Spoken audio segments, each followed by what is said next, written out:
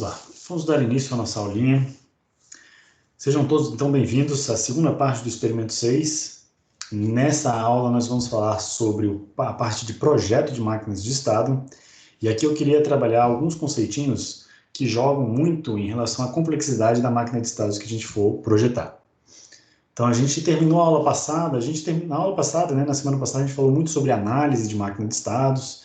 Eu peguei e joguei duas máquinas lá que eu fiz aleatoriamente para a gente analisar, desenhar o diagrama de estados, ver quais eram os diferentes nomes, né, a nomenclatura, a taxonomia que a gente usa quando a gente trabalha com máquinas de estados. Então, a gente viu desde equação de transição, equação característica, tabela de transição, até o diagrama de estados propriamente dito.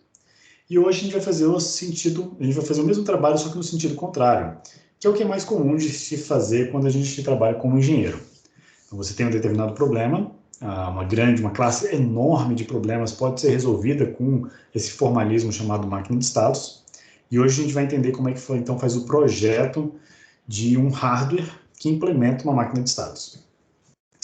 Então, a gente começou na aula passada, a gente já meio que conversou um pouquinho sobre o diagrama que a gente vai trabalhar hoje. A gente viu, inclusive, alguns problemas no diagrama e tentamos resolver esses problemas.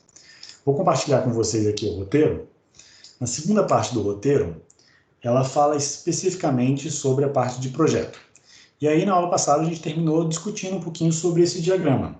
E a gente viu que esse diagrama ele possuía algumas ambiguidades, alguns problemas de completude também, e que alguns estados aqui poderiam, inclusive, ser removidos, tá?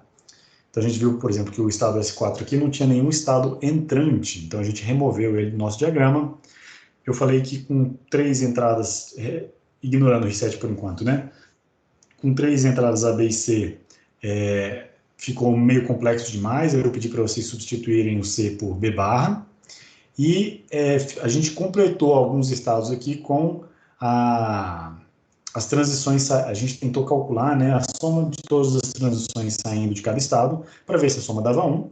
E no caso que não dava 1, a gente tentou completar, fazendo uma interpretação do que o projetista queria dizer quando ele fez esse diagrama.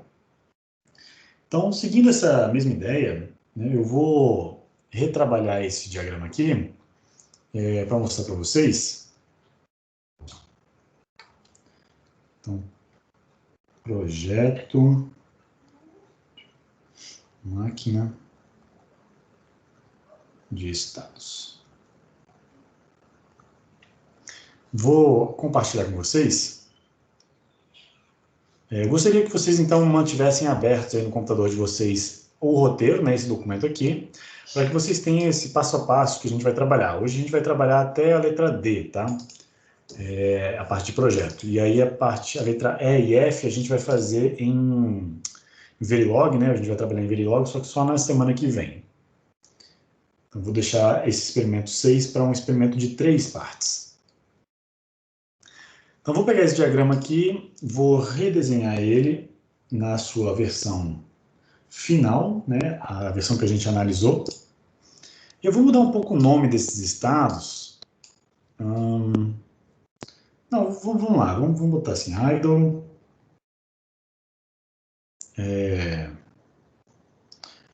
S0, aí tinha o S1, S2 e o S3.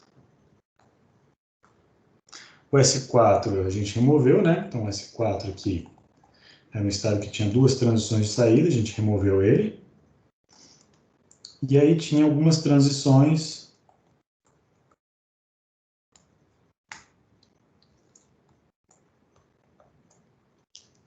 Vamos remover o S4 daqui, já que não interessa mais.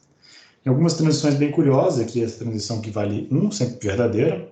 Essa transição que vale A, aqui vale A, aqui vale B, aqui era C, né? Então a gente trocou C por B barra. Vamos fazer isso agora. Aqui era a B, aqui era a C, então vamos trocar o C pelo B barra. E aí a gente completou, né? Esse estado aqui entra com reset. A gente completou. Pô, se aqui no estado idle, a somatório das condições de transição de saída dá quanto, né? Vamos pegar, eu tenho, então, esta transição aqui de saída, apenas uma. Então, dada essa transição de saída, o somatório dá A. Então, para completar esse cara aqui com alguma coisa, que o resultado final seja 1, então eu tenho que completar essa transição aqui com a barra, né? Para que A mais a barra seja igual a 1. Da mesma forma, para o S0, né? Então, o somatório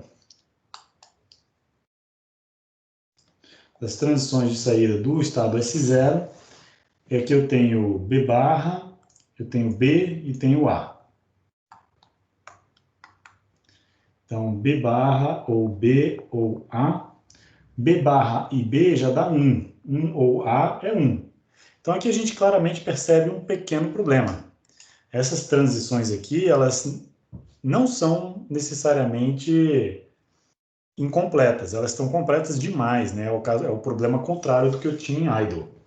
Com essa mudança de C para B barra, a gente tem um outro problema aqui, que é o seguinte, eu tenho uma ambiguidade. O que acontece se A for igual a 1 e B igual a 1? É o caso que A igual a 1 e B igual a 1. Eu vou fazer esta transição ou vou fazer esta transição? Eu não sei dizer. Está ambíguo. Então, quando eu tenho uma condição dessa, eu tenho que tentar adivinhar o que o projetista quis dizer. Aí eu vou falar o seguinte. Bom, se aqui tem A e aqui não tem A, onde não tem A, eu imagino que o projetista queria dizer que era B, mas com A igual a 0. Então, eu vou completar com A barra aqui. Tá? Mas isso é uma interpretação minha.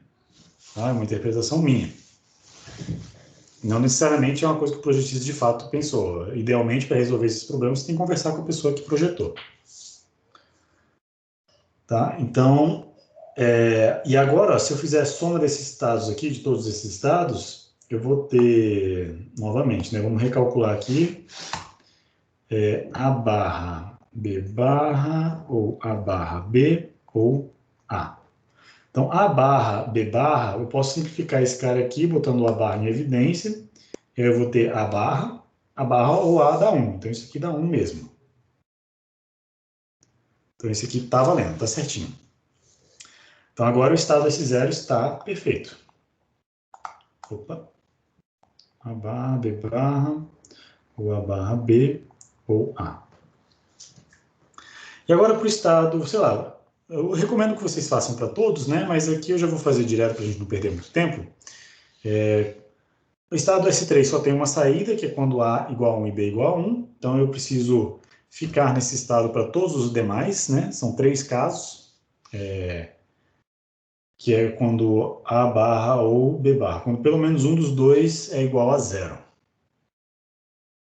O que eu fiz aqui? Eu só peguei a versão complementar, né? Então, peguei o dual do AB, botei uma barra aqui, apliquei De Morgan, então ficou A barra ou B barra, tá? Foi assim que eu fiz de cabeça. Só para quem quiser saber o passo a passo. E aqui também, vou fazer a mesma coisa para o S2. S2 só tem um estado saindo, que é este aqui. Então, eu vou ficar em S2 quando eu tiver o estado complementar, que é a barra ou B.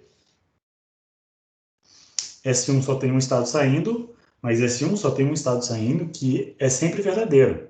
Então, S1 aqui é visto como um estado de transição. Tá? Ele, sempre quando eu entrar nele, uma batida de clock depois eu vou voltar para o idle. Sempre.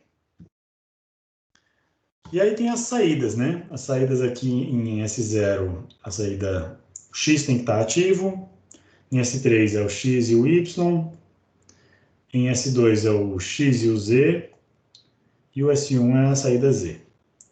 Então eu tenho 3 saídas nessa máquina de estados, que é a saída X, Y e Z, e eu tenho 2 entradas, A e B, além do reset do clock. Reset e clock são sinais tratados separadamente. Então, beleza. Agora, a partir deste diagrama aqui, a gente vai construir a nossa máquina de estados. E o primeiro passo é fazer as coisas ao contrário do que a gente tinha feito antes. Então, olhando para o nosso roteiro, a letra A, ele pede assim, escreva a tabela de transições. Na tabela de transições, o que eu quero é botar aqui para cada estado, então do idle, S0, S1, S2 e S3, para cada estado, qual será o próximo estado, dadas as combinações A e B, 00, 01. Aí eu já vou fazer aqui, igual a Mary tinha sugerido na aula passada, botar em código Gray, e um 0 aqui. Tá? Então, eu vou preencher essa tabela com os estados, os próximos estados do meu diagrama. Então, aproveita esse momento para bater um screenshot aqui dessa tela, ou então anota ele no seu caderno, ou então faz uma anotação aí no Excel, alguma coisa assim, para você escrever a tabela de transição de estado, né? A tabela de próximo estado. Então, aqui dentro vai o próximo estado. Próximo estado. Gente, vamos botar o idle por último? Vamos botar o idle por último, acho que vai ficar melhorzinho. Vamos começar com S0, S1, S1, S2, S3 e o idle. Que aí no futuro eu vou chamar o idle de S4, vamos fazer umas brincadeiras com esse idle aí.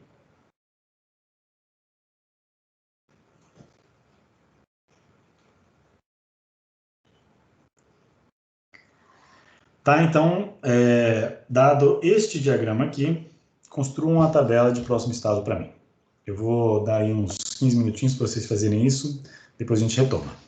Quem for terminando já pode postar aí no chat para a gente discutir os resultados. Qualquer dúvida, eu estou aqui à disposição.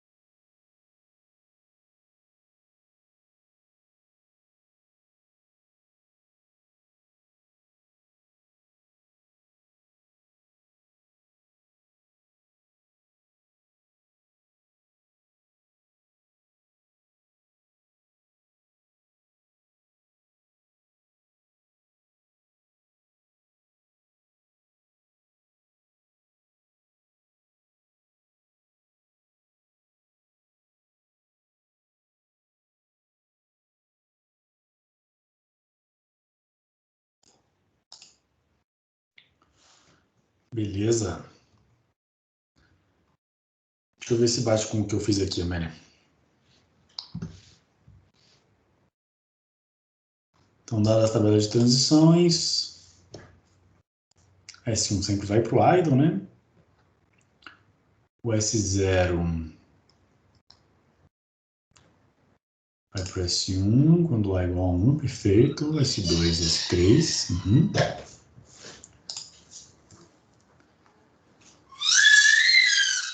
Eu tenho S2. Eu tenho S2, só vai para S1 quando tem um 0.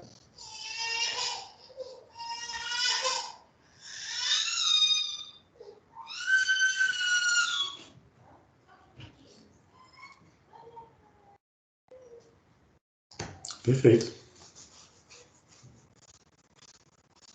É isso aí.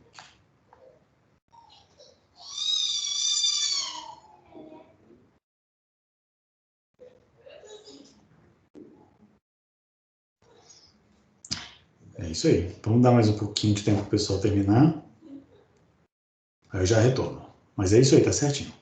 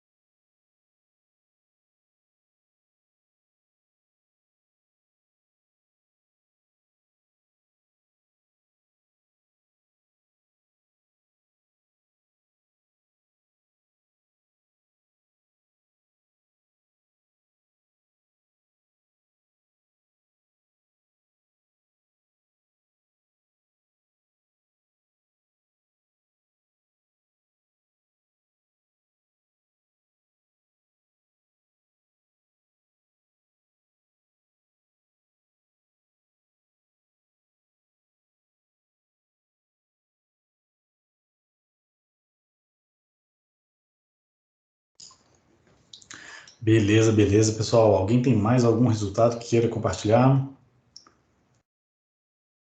Todos obtiveram a mesma coisa?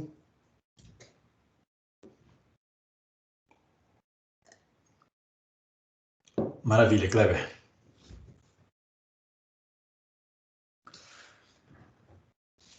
Joia, perfeito, Daniel. Então vamos lá, vamos continuar. Então agora, tendo essa tabela de estados, né, a minha também ficou igual ao da Amélia. Então vamos agora passar em diante. A gente vai agora transformar essa tabela de transição de estados numa tabela. Ele pede aqui no roteiro assim: letra B, escolha um código para os estados.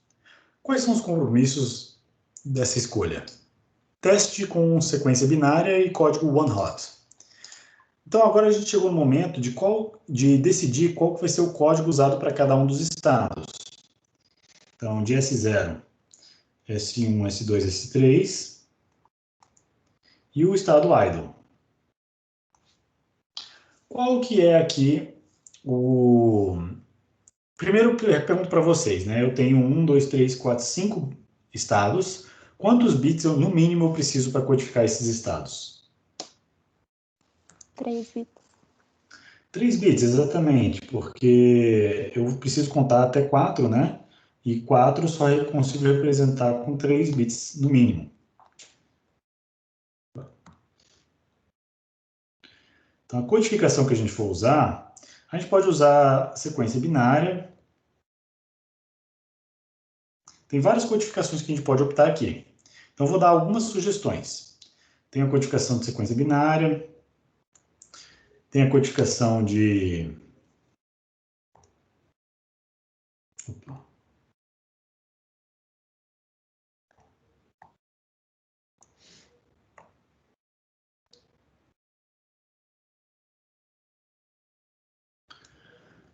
Não ficou bom, não.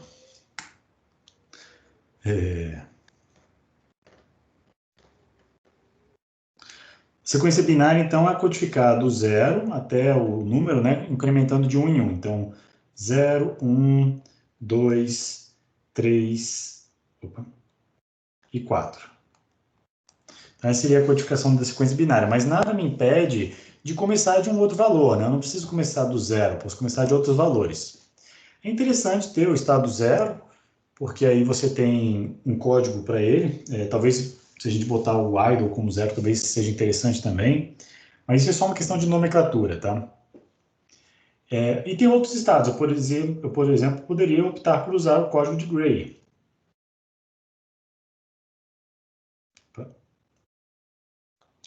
No código de Gray, eu vou fazer os incrementos mudando apenas um bit por vez. Então, 000, 001, aí 011 e 011. E aqui 010. E aí depois eu tenho 010110.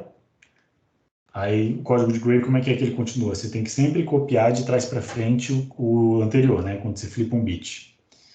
Então aqui é o 10, e depois seria este, depois seria este. Então 11, aí seria 101 e o 100.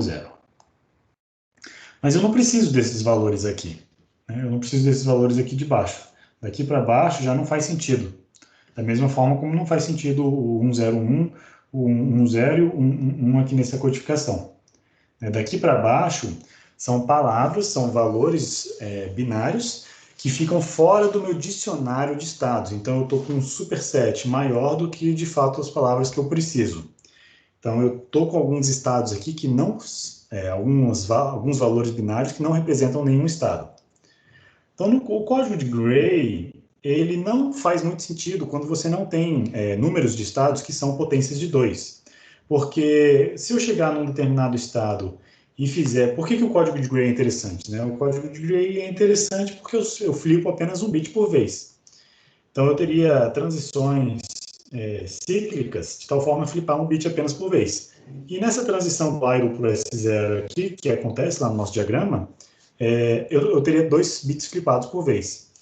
Então não faz muito sentido por duas razões. Uma, que eu não tenho número potência de 2 de estados, e 2 porque os meus estados, as transições dos meus estados não são cíclicas, né? Elas têm bifurcações, o que torna o código de Gray um pouco mais difícil de ser aplicado nesse tipo de diagrama. Então, o código de Gray está fora. Tem outras codificações interessantes, como, por exemplo, a codificação one-hot. One-hot, um quente, né? Ou batata quente, eu vou chamar de batata quente. Brincadeira que eu faço, indicando que eu só tenho apenas um bit setado por vez. Então, por exemplo, o estado S0 poderia ser o bit menos significativo setado, e aí, como eu tenho 5 estados, eu preciso de 5 bits. Então, 1, 2, 3, 4 zeros e depois. O S1 seria 0, 1, 0, 0, 0. O S2 seria o 0, 0, 1, 0, 0. O S3 seria o 0, 0, 0, 1, 0. E o idle seria o 1, 0, 0, 0. 1, 0, 0, 0, 0. São 5 números. 1, 2, 3, 4, 5. Perfeito. E aí o quasi one-hot tem essa característica interessante, né? Os uns, eles estão deslocando de um bit. Se eu tivesse uma máquina de estado cíclica, ou seja, que eu só tenho um caminho para percorrer e ela é cíclica, como, por exemplo, um contador, isso aqui poderia ser facilmente implementado com um registrador de deslocamento, né? Então, esse código one-hot aqui, a gente vai ver que ele vai facilitar bastante o projeto, apesar de eu usar mais bits. Então, eu estou usando mais bits, mas, em compensação, eu estou gerando um circuito que é mais fácil de projetar e, muito provavelmente, um circuito que é mais fácil de gerar a saída. Tá? Então, tem uma faca de dois gumes aí, né? Um compromisso bem evidente. Só que é o seguinte, quando eu reseto o flip-flop, geralmente eu tenho a tendência a resetar e levar eles para zero. Então, para se tornar esse sistema um sistema um pouco mais interessante, eu poderia, eventualmente, né, pegar esse bit mais significativo aqui e cortar ele fora. Se eu pegar esse bit mais significativo aqui e cortar fora, eu vou ficar com um estado que eu chamo de quase one-hot. Ou quase batata quente. O estado quase one-hot é um estado bem interessante, porque ele tem as mesmas características de prover uma boa facilidade na hora de realizar o projeto que o one-hot fornece, mas ele economiza um bit, ou seja, a gente economiza um flip-flop, e aí a gente escolhe um estado de reset. Por exemplo, como o idle é o estado de reset, eu vou escolher ele como estado 0, e aí todos os demais eu mantenho o mesmo, né? 1, 0, 0, 0, 1, 0, 0, 0, 0, 1, 0. Opa! Não está muito alinhado meu desenho aqui, não. 0, 1, 0, 0, 1, 0 e 0, 0, 0, 1. Então, esse quase one-hot aqui é um excelente compromisso, né? Eu estou no meio termo entre usar poucos bits, ou seja, poucos flip-flops, e tornar o código mais fácil. Então, esse aqui é maior, essa codificação me permite uma maior facilidade de projeto, como a gente vai ver logo em seguida, né? Então, esse aqui é um bom compromisso.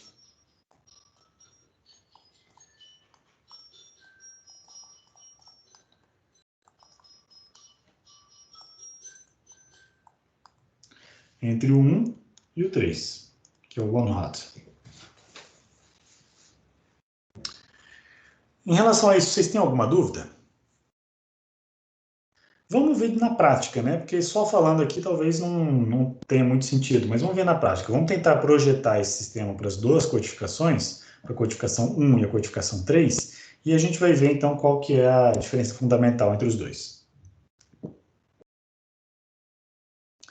Então, usando a sequência binária, eu vou pegar aquela minha mesma tabelinha, né? E deixa eu copiar ela aqui. Vou pegar essa tabelinha aqui.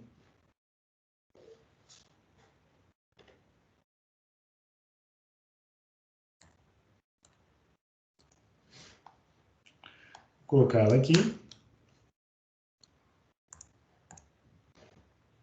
E cadê ela?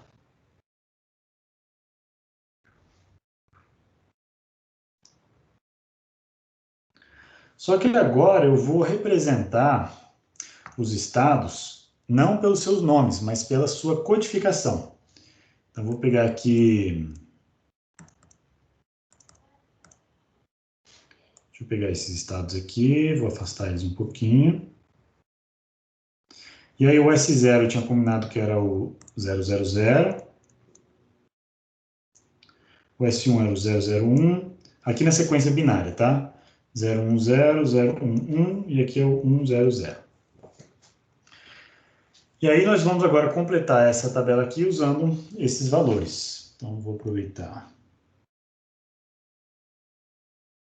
isto aqui.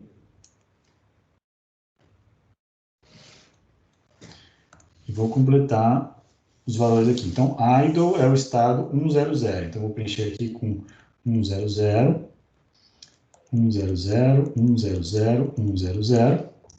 O estado S2, né, é 010, 010, 010. Opa, aqui é o S1. O S1 é o 001.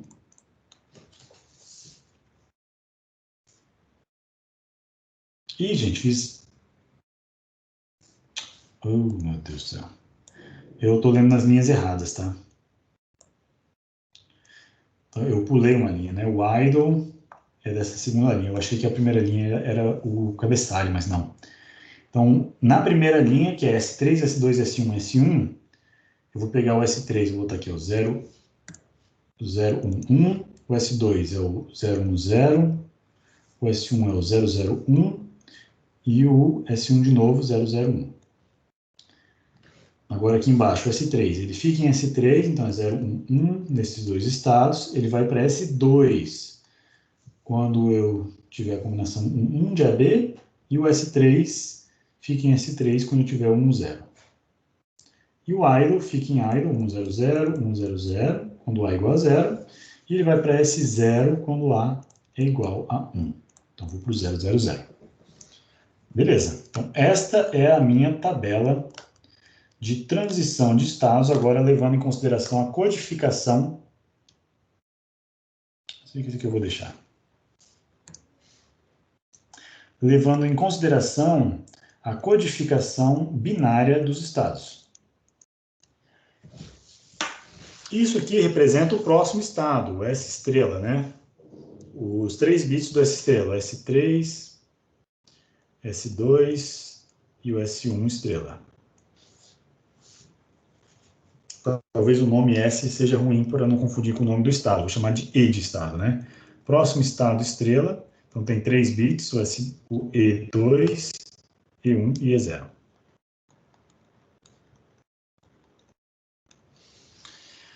Agora, gente, a gente tem que fazer o seguinte, a gente tem que estabelecer, a gente tem que dizer qual que é o circuito que vai gerar o próximo estado, vai gerar cada um desses bits do próximo estado.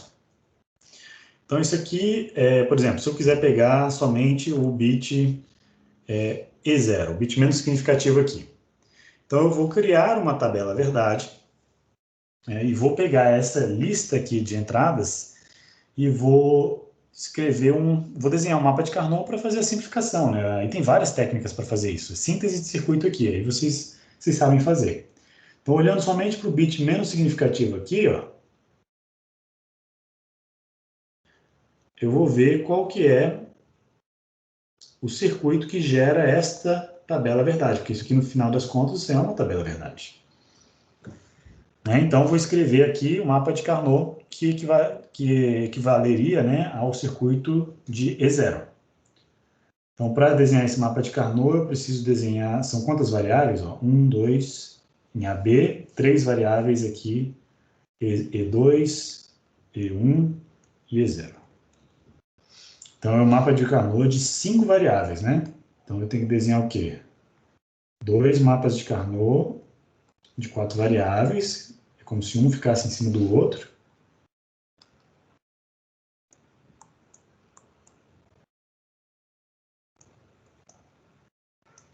Aí eu vou fazer o seguinte, vou fazer aqui em cima A e B, e vou botar os bits menos significativos E1 e E0. Então, A e B, E1 e E0. Aí aqui em cima vai ser para E2,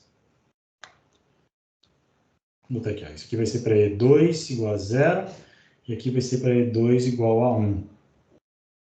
Na verdade, é só essa linha aqui. Mas vamos lá. Então, essa tabela aqui de cima, ela equivale, esse mapa aqui de cima, equivale a esta parte de dentro aqui, ó, da minha tabela de transição de estados.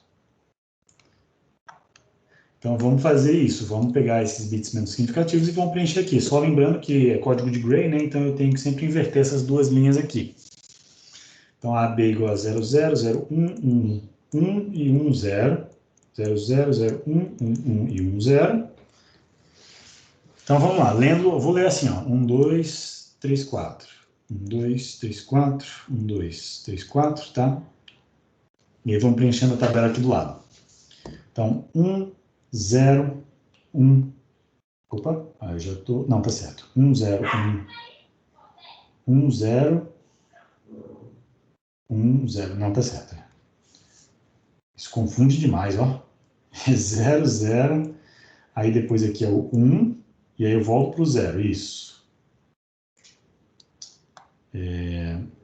Deixa eu fazer aos poucos aqui. Eu vou selecionando para a gente não se perder.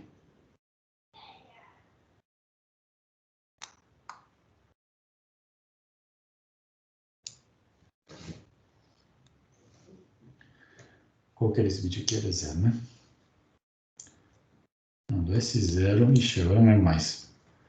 E alguém pode me dizer qual que era esse bit aqui? Do estado S0. Não é um não, igual a professor? 0. Que é o que está no mapa de Carnot? O que está no mapa de Carnot. Eu vou para o estado 3, é isso? De S0 eu vou para S3. Com Isso, vale 00. é isso mesmo. Beleza. Maravilha. Então tá certo. Então, olha lá, vamos aos poucos aqui, vamos fazer essa coluna aqui. Então, essa coluna aqui, eu vou pegar esse bit menos significativo e colocar aqui, 1, peraí, vou botar em preto, 1, depois esse cara aqui, é o 0, agora eu vou pular para este aqui, que é a entrada 1, 1, né? Então, aqui a entrada 1, 1, é o 0, e depois eu vou vir para cá, que é o 0 de novo. Nossa, esse mapa de Carnot tá ficando muito feio. Agora, vamos lá. Agora, este, depois 1 e 1. 1, 0, 1, 1. 1, 0, 1, 1. Deus me livre. Mas é isso aí, paciência. E agora, esse outro mapa de Carnot aqui é para quando o E2 é igual a 1. Então, é somente essa linha aqui que sobrou. Essa aqui. Então, só a parte de cima eu vou completá-la com 0, 0, 0, 0. E o resto tudo é don't care, né? Vou botar um tracinho aqui, vai ficar mais fácil de eu desenhar. Então, são don't cares.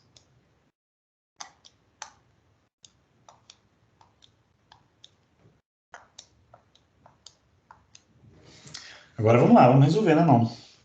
Vamos fazer os agrupamentos. Deixa eu fazer aqui. Eu tenho este, este com este, né? Para ficar maiorzinho. Vou fazer o agrupamento verde aqui. Então, eu tenho este com este, agrupamento verde. Acho que é só isso. E vamos fazer de vermelho aqui. Eu tenho este agrupamento. E eu tenho um outro agrupamento que é este laranja aqui, né? Vocês estão vendo mais algum agrupamento? Eu acho que é só isso que dá para fazer, né? Tá ruim, né? Mas acho que é isso aí. Então, vamos lá. Eu descobri aqui que o E0 estrela, o próximo E0, é dado por... Deixa eu botar aqui, então, 00, 01, 1, 1, 0, 00, 01, 1, 1, 0. É dado por, vamos lá, os agrupamentos azuis e verdes, eles não têm o E2. Então, fica E1, E0, agrupamento azul. Vamos botar em azul para ficar direitinho. E1, E0 e a barra. Ou, agrupamento verde. é o AB barra com E1 igual a 1. E1. Ou, agora o vermelho e o laranja. O vermelho é o quê? É A igual a 1, E2 igual a 0, então E2 barrado, E1 barrado e E0 barrado. É isso. Ou, agora o laranja. O laranja é a mesma coisa para os E, só que é com B barra, né? Então, E2 barrado, E1 barrado. Esse aqui é muito grosso. E2 barrado, E1 barrado, E0 barrado e B barrado. O que é isso? Beleza. Então, achei aqui o E0. Aí eu gostaria que vocês fizessem a mesma coisa, só que para o E1 e para o E2. Pode ser? Então, mãos à obra.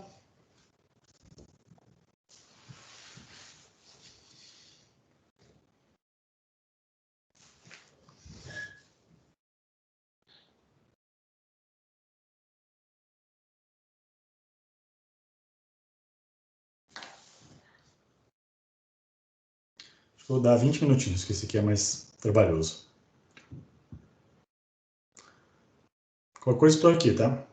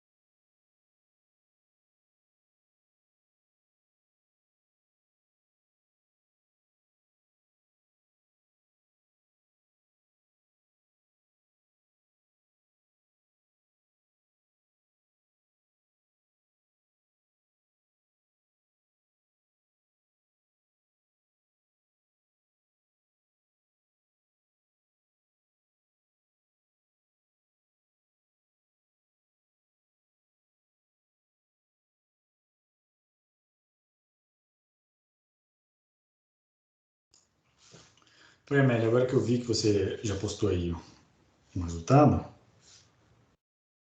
eu parei de compartilhar, né? Não, eu tô compartilhando. O que eu tô compartilhando? Ah, tá. Compartilhando a tabelinha aqui. Beleza. Deixa eu comparar aqui com o meu. No E2, deixa eu ver. O meu E1...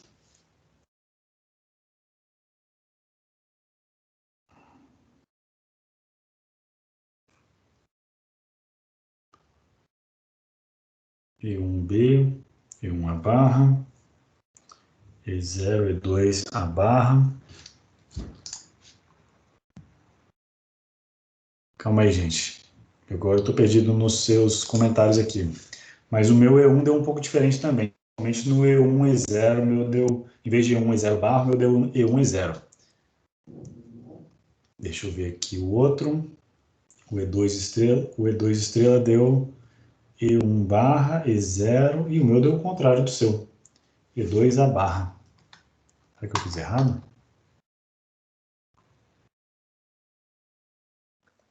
Não, professor, é que eu errei mesmo na segunda imagem. Na segunda, né? Eu troquei um dos números de lugar. Na minha primeira deu um pouco diferente. Deixa eu mostrar aqui a imagem do meu. Como é que ficou?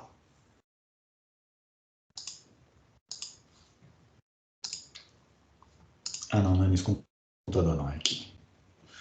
Tupi, tupi.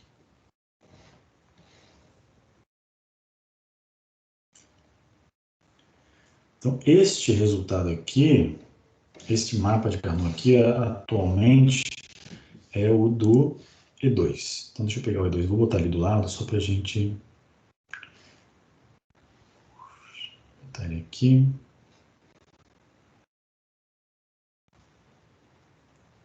Eu vou pegar o do E0 que eu já fiz, vou botar ele aqui do lado.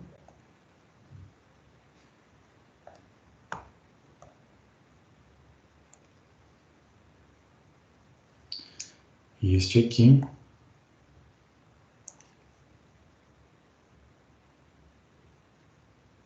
esse aqui é o do E1. Esse aqui é o do E2. Então, a gente pode comparar assim.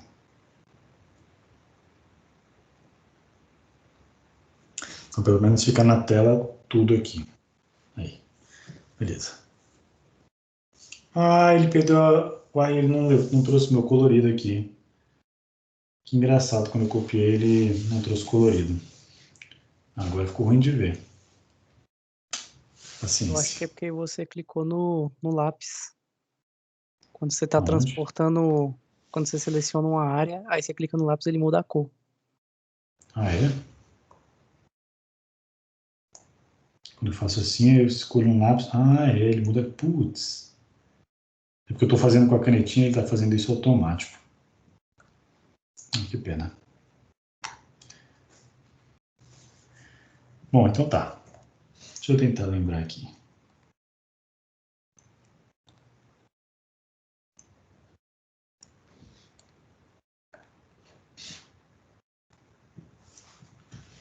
Então, olha só, os agrupamentos que eu fiz. E1, E0. É isso aqui.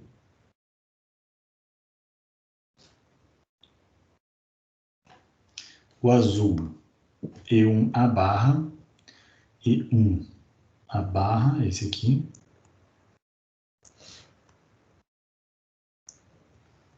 Primeiro, a tabela está igual ao de vocês? Não sei. E aqui o verde. E1B barra, que é este aqui. E1B, desculpa, E1B barra não, E1B. Este. E o laranjinha é o que sobrou, né? Só consegui fazer aqui.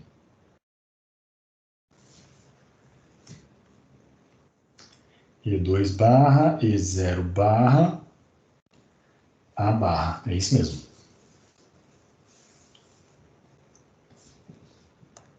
Agora, usando a técnica que você me ensinou aí, agora eu posso fazer aqui, ó. Esse aqui é o azul, e aí eu vou colorir esse outro aqui de vermelho.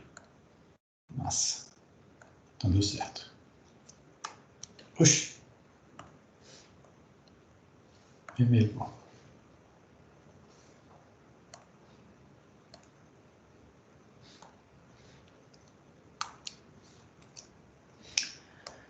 Então tá. Foi isso que eu obtive. Alguém conseguiu igual a mim? Tem alguma divergência? Essa última linha que eu troquei mesmo, professor. Porque E eu tá fui dando igual ao contando. meu. Eu contei em binário e coloquei no mapa de Carnot sem querer. Foi erro meu. Beleza. Ah, legal. O Kleber confirmou. Felipe, você confirma aí para mim? Se tá igual ao meu? Se trocar as duas últimas linhas, o meu ficou igual também, professor. Beleza. Não, então tá valendo. Vamos usar esse aqui como referência. Então tá, gente. Ó, a gente resolveu. Tá aqui o circuito que gera as entradas da minha máquina de estados. E esse aqui é pensando em usar flip-flops de tipo D. Então eu cheguei aqui e agora vamos fazer o circuito, né? Vamos lá para o Logsim implementar esse circuito aqui. Essa é a última etapa, deixa eu ver se tem mais alguma coisa. Ah, não, tem a parte do OneHot. Ah, deixa eu fazer o do OneHot e aí a gente já vai para o Logsim e a gente faz os dois. Então, deixa eu fazer aqui, vou fazer um exercício semelhante ao OneHot, com codificação OneHot, e aí a gente implementa os dois lá em Logsim no final.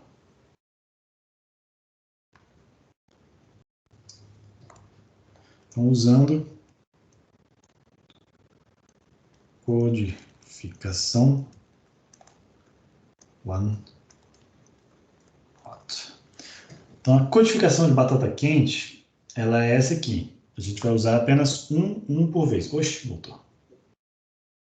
Um ativo por vez. Essa codificação aqui no meio. Então, eu vou pegar este de meu diagrama de transição de estados e vou agora copiá-lo para a gente trabalhar na versão OneHot.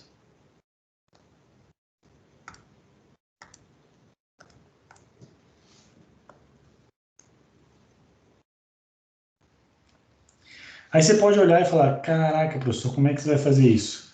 O OneHot usa 5 bits para cada estado. Eu vou fazer um mapa de Carnot de 5 mais 2, um mapa de Carnot de 7 bits. Isso é insano, não tem como. Como é que eu vou fazer isso? É uma loucura. Né?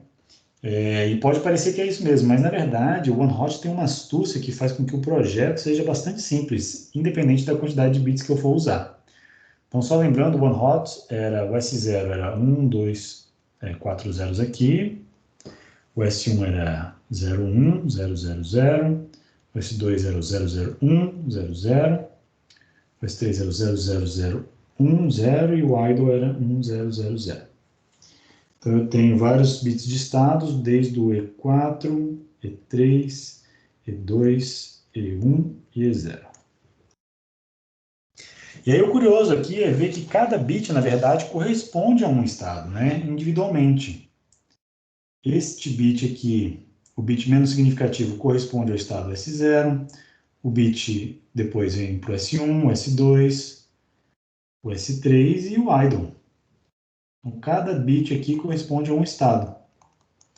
E aí fica fácil a gente projetar esse estado olhando para esses bits. Então, não preciso nem escrever aqui o código em bits desses estados. Basta eu calcular qual que é o valor. Como eu preciso calcular qual que é o valor, né, os próximos E0 estrela, E1 estrela, E2 estrela e por aí vai, eu preciso procurar nessa tabela quais são os estados que representam esses bits. Então, quando eu for calcular, por exemplo, este aqui, o do E0, o bit E0 representa o estado S0. Né? Então, eu vou procurar o S0, vamos botar aqui de vermelho. O bit 0 representa o estado S0, então estou calculando o E0. E aí eu vou procurar aqui na tabela onde está o S0. E aí eu vou marcar onde está o S0. Ele está aqui. Tem mais S0 aqui? Não, porque eu só posso chegar nele através do estado idle. Então, o próximo bit E0 só vai acontecer quando eu estiver no estado idle E aí o estado idle aqui ó, é representado pelo bit E4, então é E4.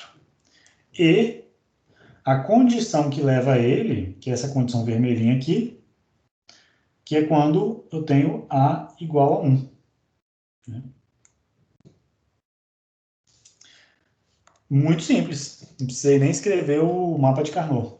Agora vamos ver para o estado, para o bit E1. Vamos fazer em azul aqui, ó. O bit E1.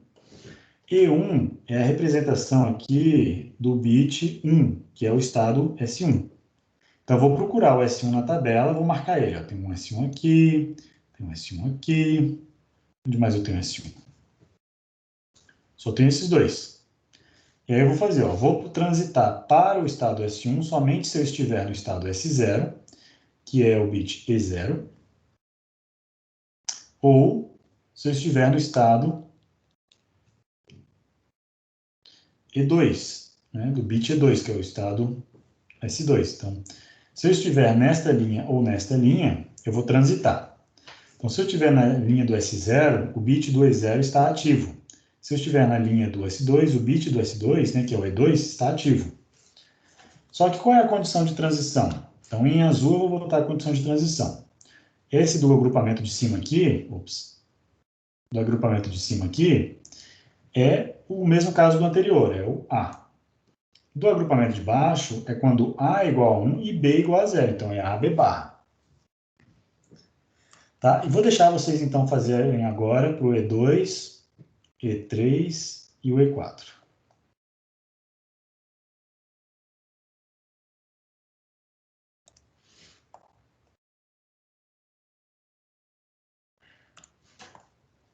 Façam aí e me digam qual que é a maneira mais simples de projetar.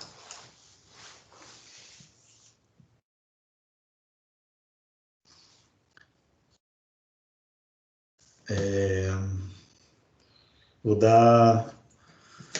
Esse é mais rápido, vou dar 15 minutinhos, vai? 10 a 15 minutinhos.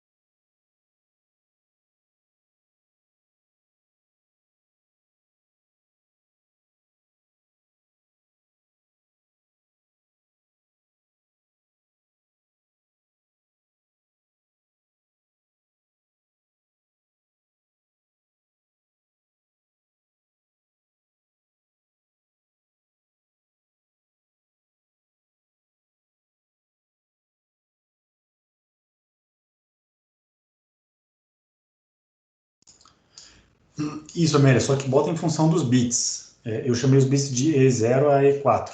Eu sei que eles têm o mesmo índice, né, dos S, que infelizmente eu chamei os estados de S, de state, acabou confundindo um pouco, mas só trocar o S pelo E, eu acho que vai dar bom.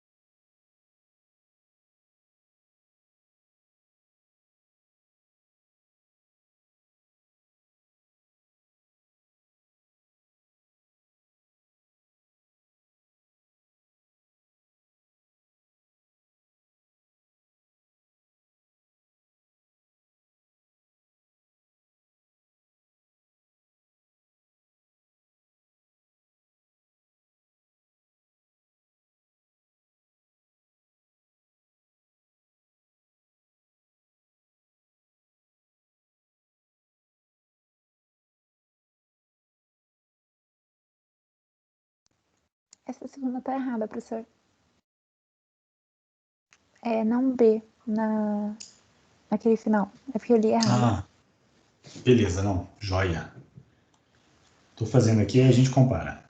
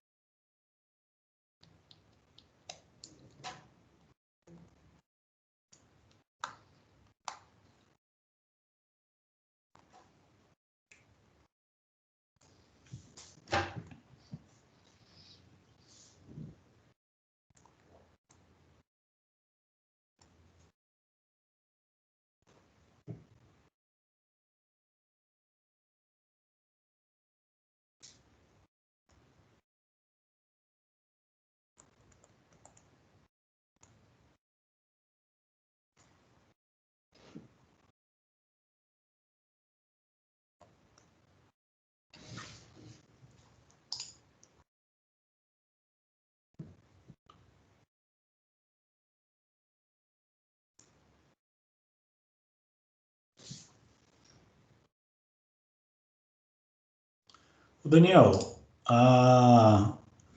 aquele S1 ali na linha do S3 não é para ser S2, não? Eu acho que quando o S3 está com AB, ele vai para o estado S2. E aí teria que estar marcado de vermelhinho aí. Dá uma conferida, eu acho que tem um errinho aí.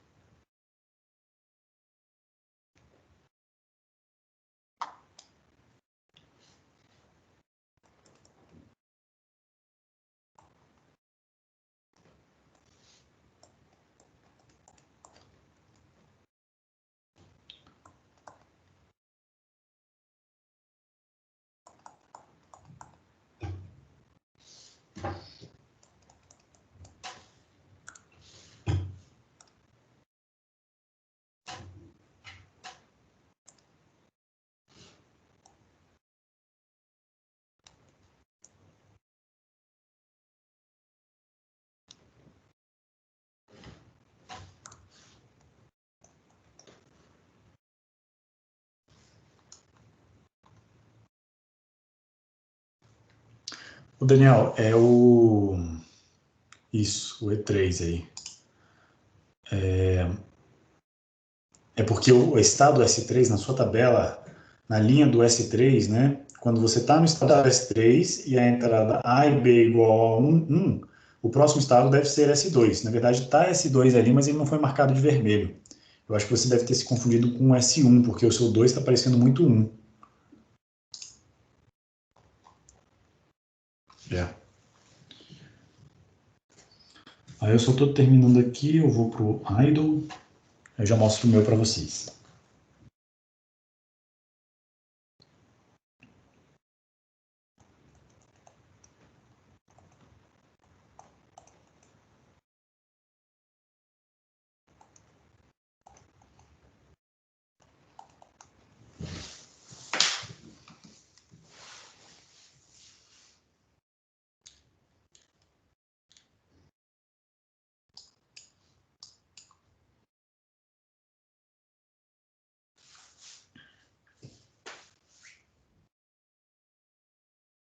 Vamos lá. Beleza, show. Agora eu vou mostrar o meu resultado.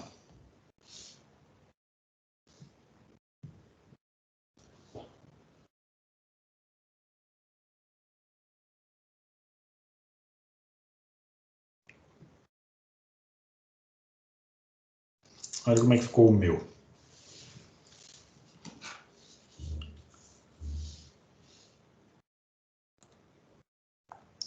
Então, o E2, deixa eu...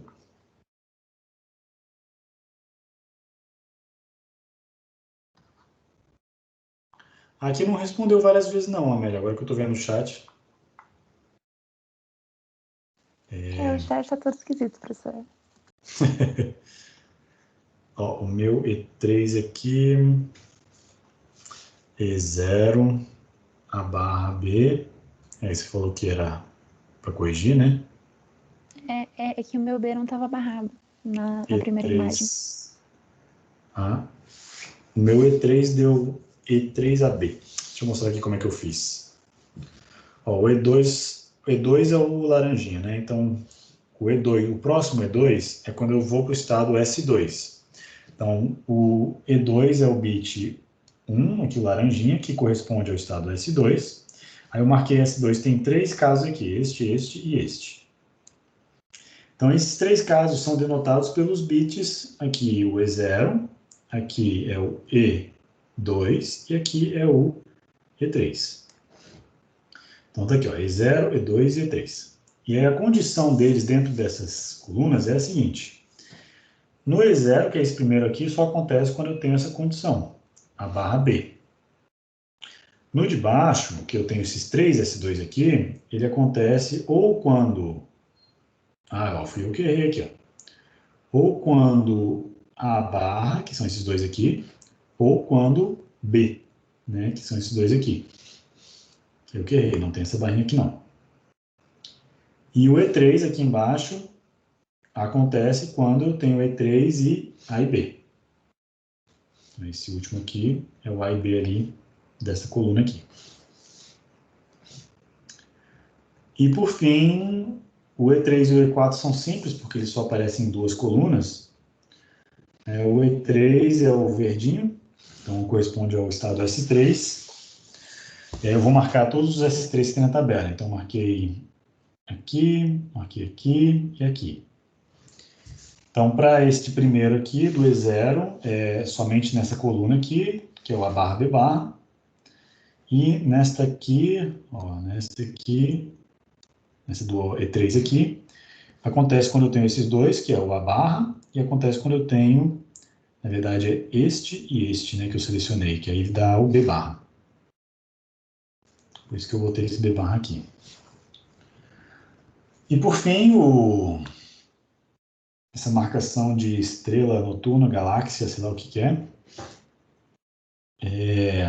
Eu tenho, então, um bit que representa o estado idle.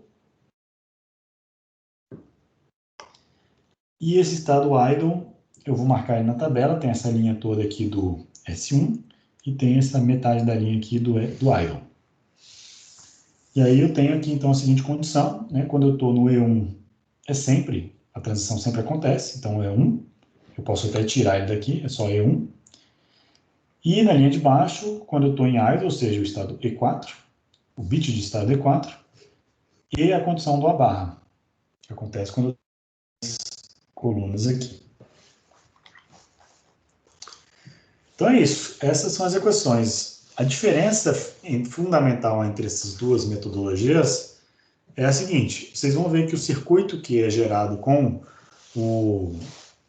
a codificação one-hot, para cada próximo estado, o circuito é menor, mas isso acaba se compensando pelo número de flip-flops a mais que eu uso, né? Então não tem como escapar.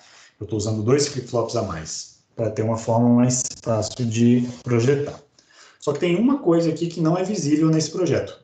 Tem uma coisa muito importante, que a gente tem que sempre refletir. É a seguinte.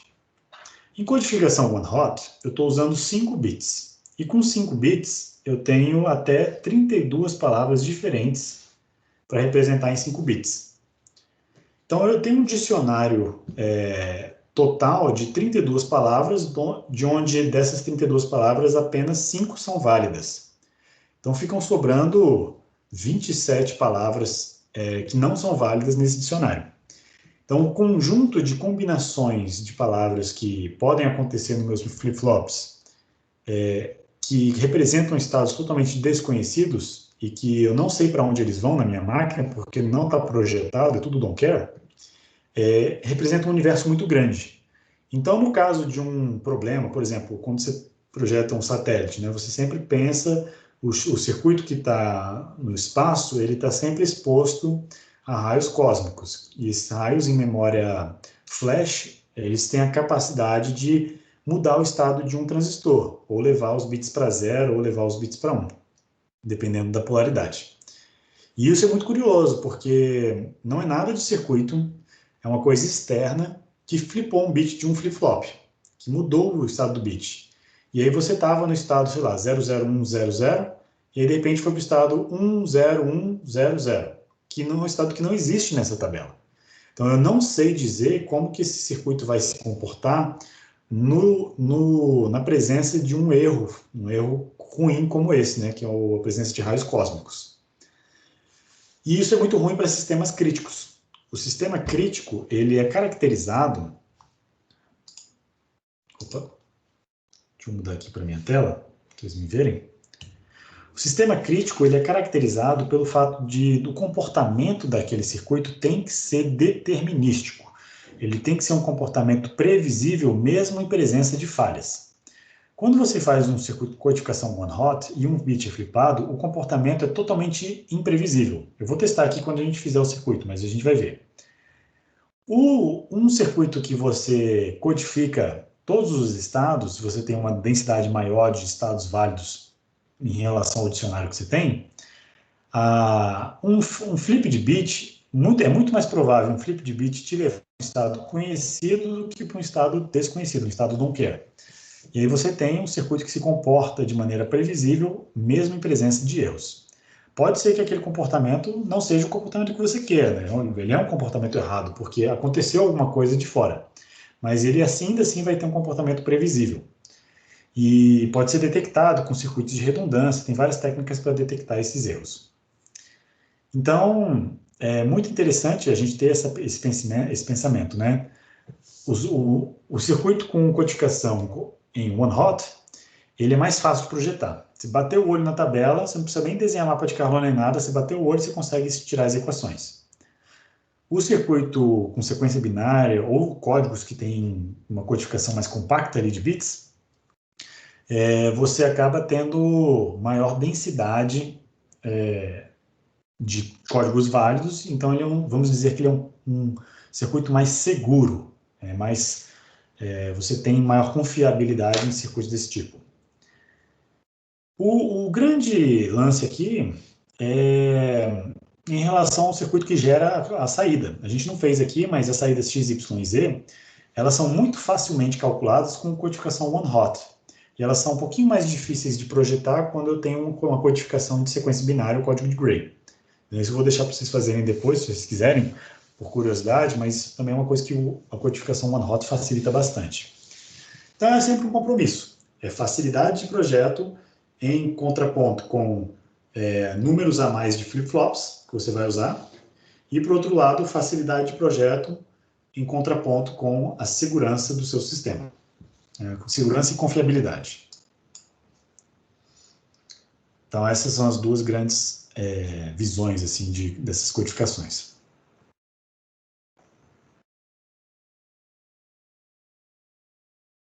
Uma coisa desse tipo é uma solução, né, Rodrigo? O Rodrigo está sugerindo assim, eu posso usar uma porta E ligada no reset. Na verdade, essa porta E, vamos generalizar, um circuito combinacional que detecta se tiver pelo menos mais de um bit ativo por vez na codificação de estado, né? Que não é só uma porta E, é um pouco mais complexo que isso. Mas sim, é por aí. Um circuito que faz isso, você poderia botar para resetar o sistema. Então ele consegue detectar bit flips só um circuito de detecção de bits diferentes daquele dicionário que a gente tem. Mas vamos lá, vamos para a última parte da aula de hoje, que é implementar esses circuitos em LogSim. Então nós temos aí meia hora final para a gente implementar os circuitos. Eu vou fazer aqui, vou dar 20 minutinhos e vou mostrar a minha solução. E aí vamos fazendo aí, a gente vai compartilhando, manda pelo chat e vamos ver se dá certo. A gente tem o diagrama de transição de estados, né? Vamos ver se ele transita corretamente pelos estados. Se esse circuito que a gente fez realmente funciona. Então vamos lá, mãos à obra, 20 minutinhos para a gente fazer isso, no LogSim mesmo. Vou mutar meu microfone, mas qualquer dúvida é só perguntar aqui.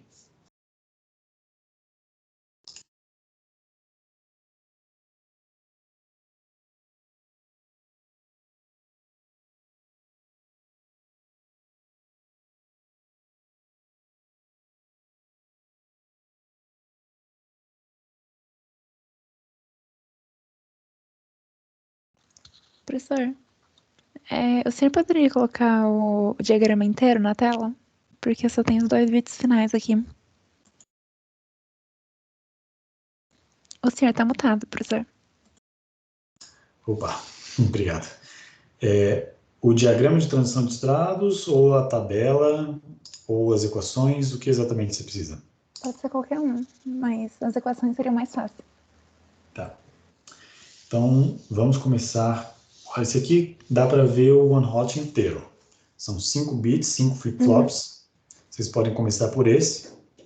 Aproveita agora e bate um print screen aí da tela, que eu vou passar para o outro. Bate um print screen dessa janela aí, que eu vou passar para o sequencial e vocês vão ter todas as equações. Beleza. Então, todo mundo bateu o print screen. Vou passar para o próximo, hein? Tube. Que é este aqui. Só que esse aqui, não sei se vou conseguir fazer aparecer todas as equações. Vixe, ficou pequeno. Mas está aí, as equações do nosso circuito sequencial. Obrigada, professor. Nada.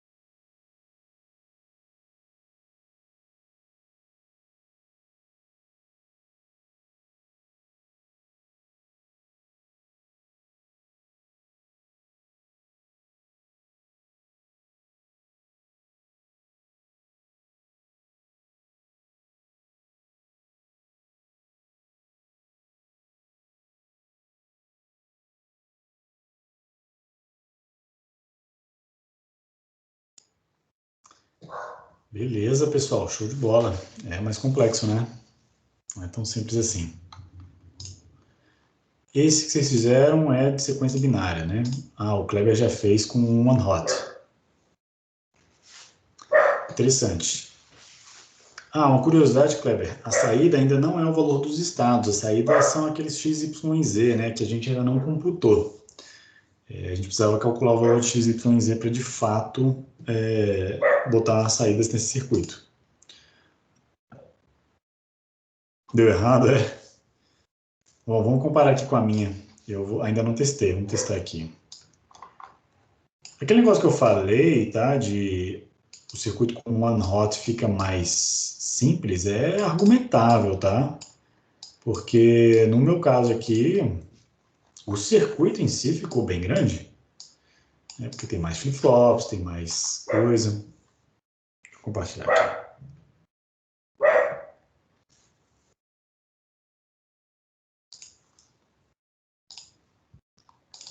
Vamos começar pela sequência binária. Então, esse é o circuito de sequência, o circuito da máquina de estados, usando a codificação de sequência binária, né? Começa no 000, e aí a gente tem a opção de mudar para o estado. Deixa eu pegar aqui o diagrama de estados para ir acompanhando, ver se faz sentido. No estado 000, se A for igual a 1, eu vou para o estado 1. Tá certo. Então, estou no 000, quando A é igual a 1, eu vou para o estado 1. E quando A é igual a 0... porque o idle, na verdade, é o 100, né? Vamos botar um reset aqui, tá faltando só um reset para a gente concluir. Eu não gosto de fazer isso, tá? Mas vou fazer só... Não, vou fazer do jeito certo. Bota aqui, direitinho, com o label.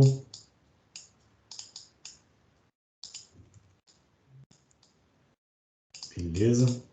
E aí quando eu der o reset... não, mas eles não vão todos para 1. Eu quero que quando der o reset eu vá para o estado qual do idle, né? Que é o estado 4. Então, 001. Então, esse último estado aqui, o que eu vou fazer? Eu vou pegar o reset, vou conectar ele para setar esse flip-flop ao invés de zerar. Então, agora eu posso resetar e o reset me leva para o estado idle. Tá? Então, eu começo do 100. No estado 100, aí sim eu posso passar para o... Se as entradas forem 00, ele fica no estado idle. Você vê que o próximo estado é o próprio estado idle. Na hora que A vai para 1, aí eu vou para o estado 000, que é o estado S0. Então, bati o clock, passou para esse estado. Agora, no estado S0, eu posso ir para 3 estados diferentes. Né? Se A for igual a 1, eu vou para o estado S1. Se A for igual a 0, mas B for igual a 1, eu vou para o estado S2. E se os dois forem 1, eu vou para o... Desculpa, se os dois forem 0, né? Eu vou para o estado S3. Então, tá certo. A lógica de próximo estado, ela tá ok. No estado S3, vamos passar para o estado S3. Estou no estado S3. Eu posso ir voltando, né, para o estado S2, apenas quando eu tenho a combinação A igual a 1. Deixa eu ver aqui no meu diagrama. No estado S3, eu vou para S2 quando A e B são iguais a 1. Tá certo. Então, ó, vê que do estado 3 eu vou para o estado 2, nessa combinação aqui. Então, tá certo. Bati o clock e vou transitar. Foi. Agora, do estado 2, eu posso ir para o estado 1 apenas se A for igual a 1 e B igual a 0. Todas as outras combinações fazem eu ficar no mesmo estado, ó, tá vendo? Eu fico no mesmo estado. Só que quando A é igual a 1 e B igual a 0, aí eu vou para o estado S1.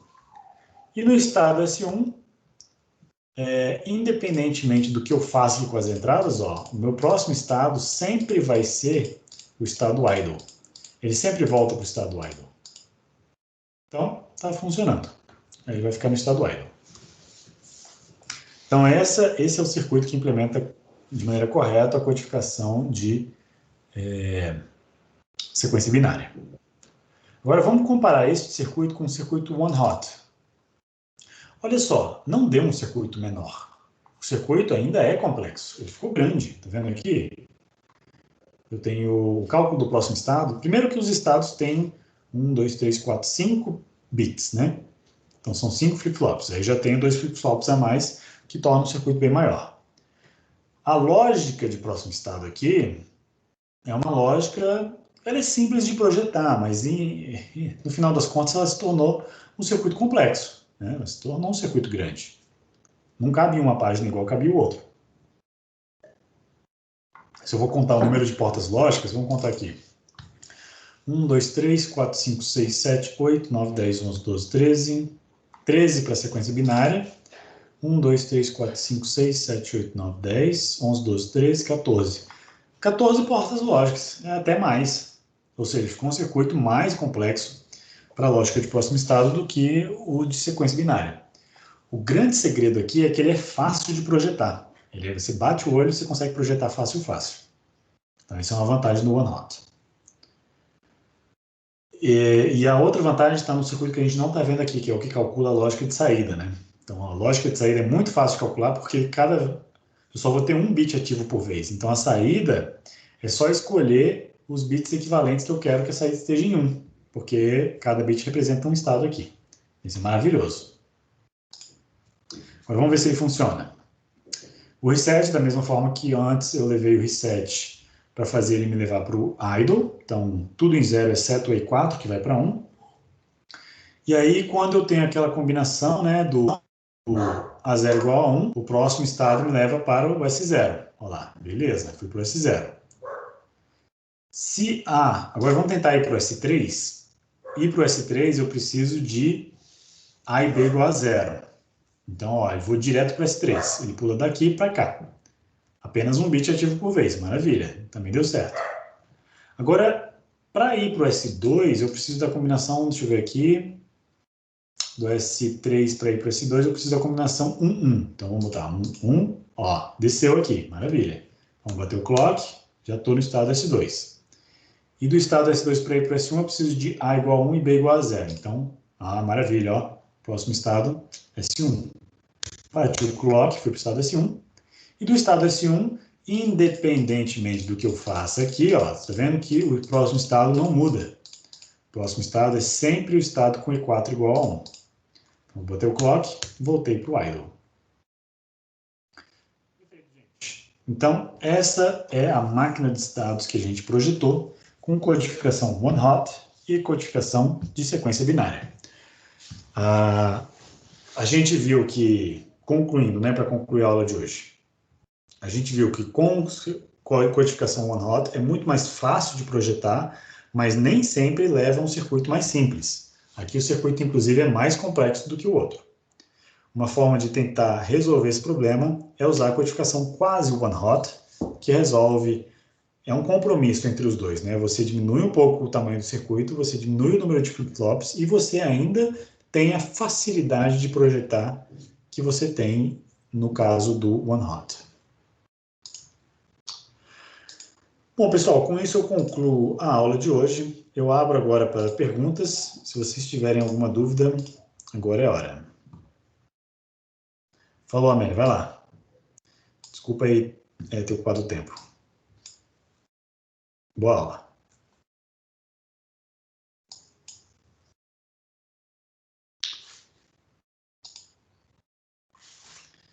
Beleza, pessoal, então não quero mais ocupar vocês, já estou aqui no horário da próxima aula de vocês, então vou fechar a aula de hoje com isso. Se vocês tiverem alguma dúvida, por favor, postem lá no canal da monitoria.